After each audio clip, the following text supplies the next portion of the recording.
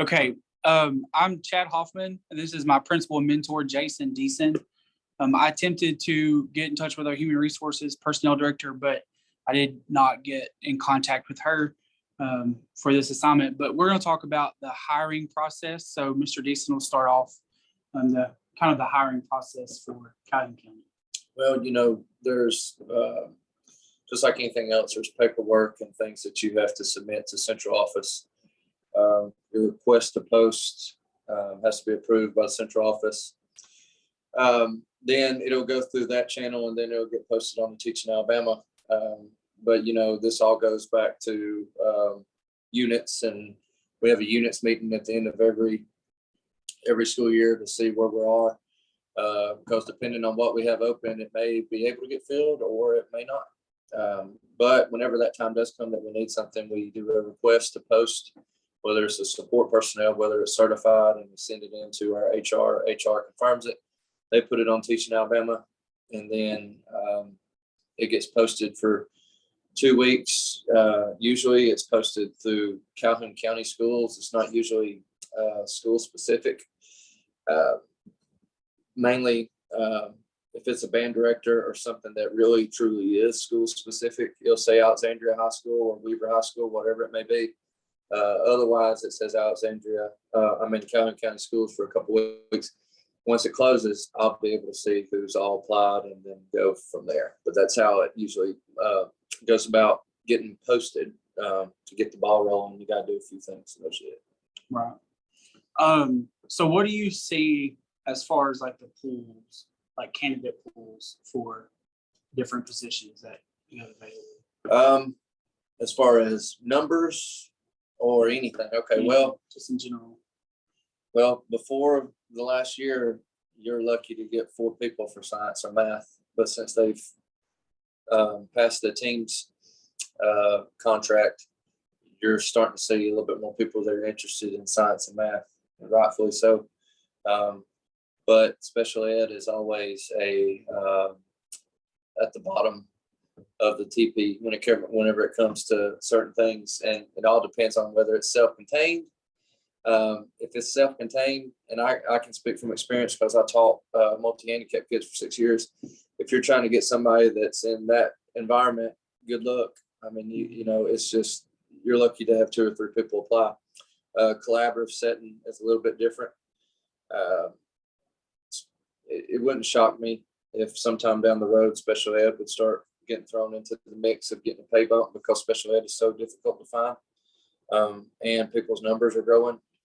Especially, I believe that they're going to continue to grow when people start thinking they, identifying gaps and everything over the 2 years that they missed during COVID. But your PE job, you may have 100 people apply. History, you may have half of that, still more than anything else. English, you're what used to be probably 60, 70, 80 people apply. You're looking at 20, 25. And, it all depends on where you are geographically. I mean, if you live in Birmingham, the chances of you getting out of Birmingham to go work in Choctaw County or Covington County they're low. So those schools like that in those areas are going to have more difficult time finding anybody to apply. Just like here we are, we're the biggest school in Calhoun County, but you're not going to move from the beach to Alexandria to get an English job. Right. So you're trying to really sell the school to the environment and the counties around you. But from when I started as an assistant principal to where we are now, the pool has definitely dropped. You have a lot of people that don't even have teaching certificates that are applying for stuff as well. And what used to be, you keep on scrolling. Now you legitimately have to have a conversation with some of these folks, because they may end up being the best option you have. And some of them turn out to be great teachers. Go to their certifications and whatnot, but it's different definitely now than what it was even 4 or 5 years ago. Yeah. So that's you hit on a couple of things. So credentialing, do you believe that credentialing for educators is an indicator of expertise, or does it take like classroom experience to get that expertise? I don't think it takes classroom experience because, you got to think of it this way. Even in administration, teaching, you can relate to this. Mhm. You find out usually the first week of school, your first job, that nothing prepared you for this.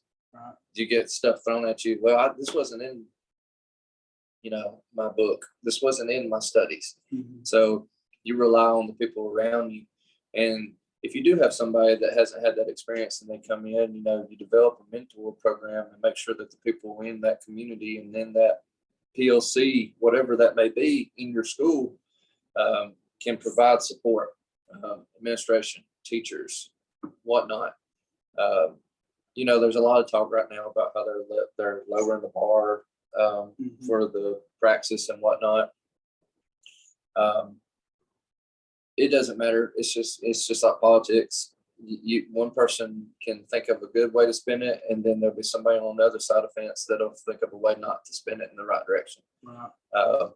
The main thing is you have people that just don't want it as a job, and they really want to come in and work with kids. And I'm the type of person which, I love the people that go through the education program to its fullest extent, and they're vested and whatnot, but I'm not in the position to turn somebody away that wants to genuinely work with kids because maybe that wasn't their first option.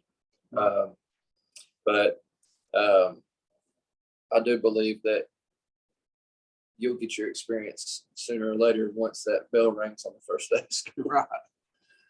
That's the truth. So the trends in hiring, what are you seeing? Because, like in the spring when I did research, most of my faculty or our faculty here on campus are going to be retiring in the next 5 to 7 years, probably. We saw a few retire this year. And so, do you see any trends in hiring as far as like demographics, male versus female? Because typically we would see a lot of males in history and science and math.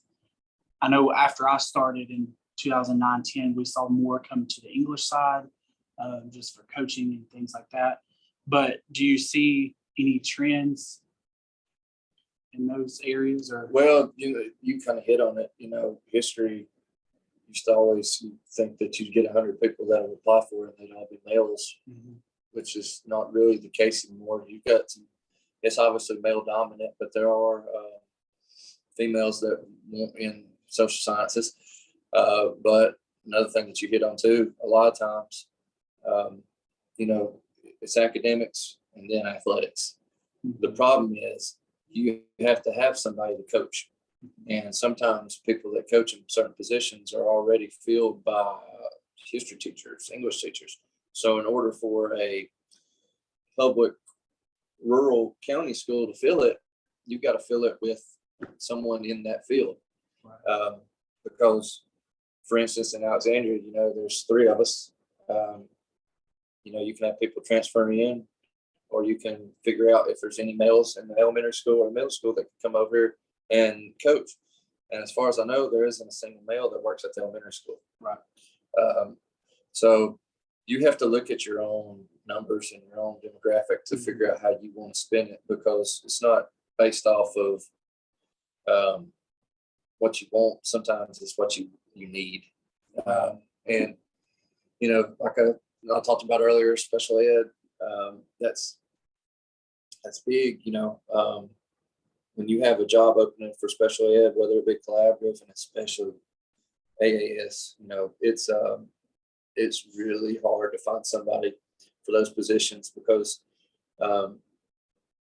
you have to have heart for it, because you're going to go through some things that gen ed teachers aren't going to go through. Paperwork.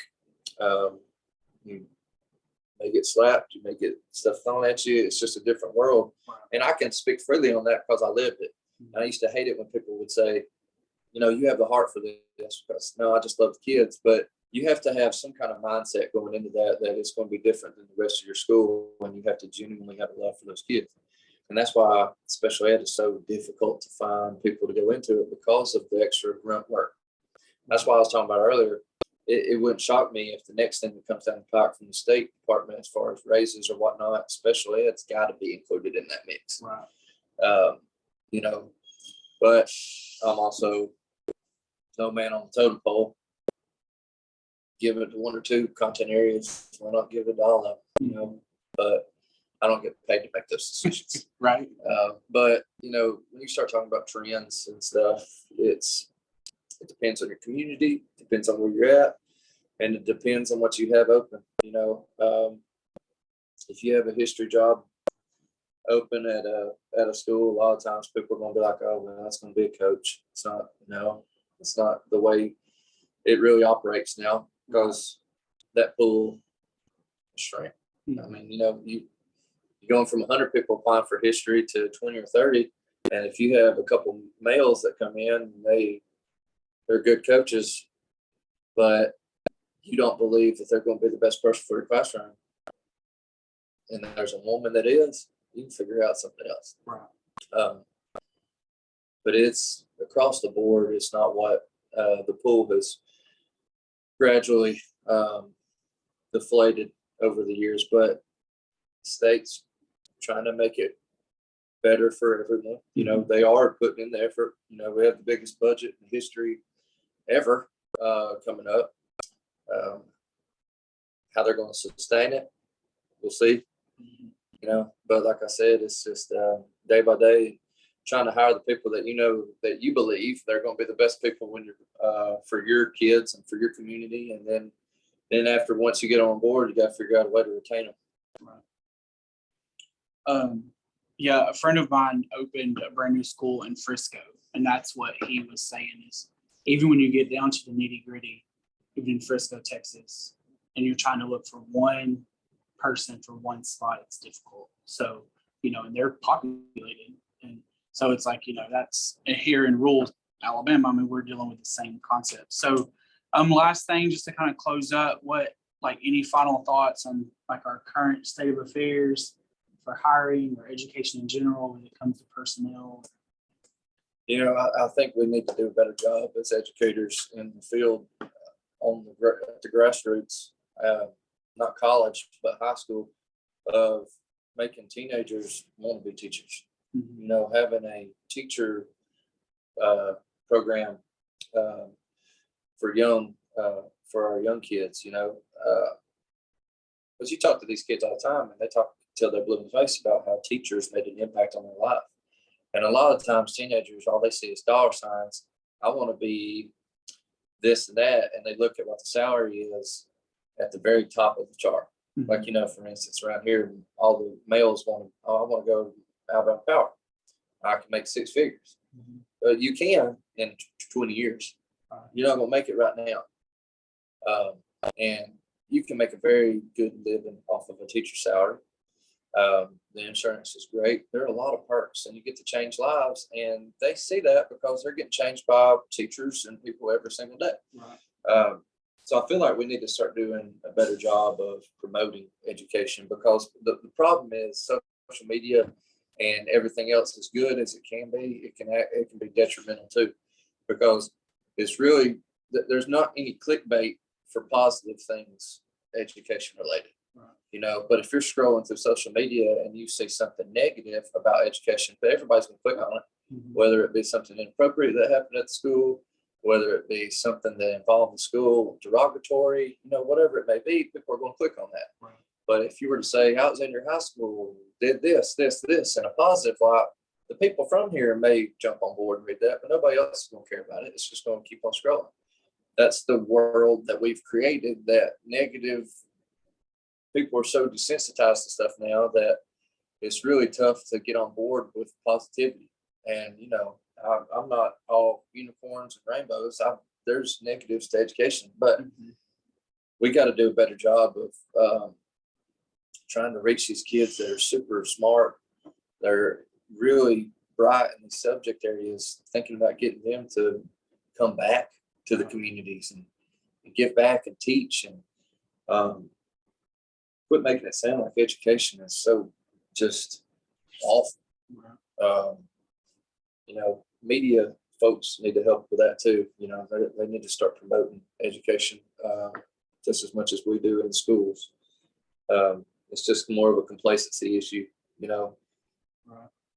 trying to get outside the bare minimum. But to me, that's what I would like to see, just more people that are interested, because when school is flowing, and it's flowing well, and everything's going good, I love it. I love my job. You know, the pros outweigh the cons. You know, some of the cons make you want to jump head first out the window, but the pros outweigh the cons. That's what keeps me up. You know, there could be one kid out of 530 that can tell me that I made a difference, and that'll have me wake up and come to work the next day. You know. All right.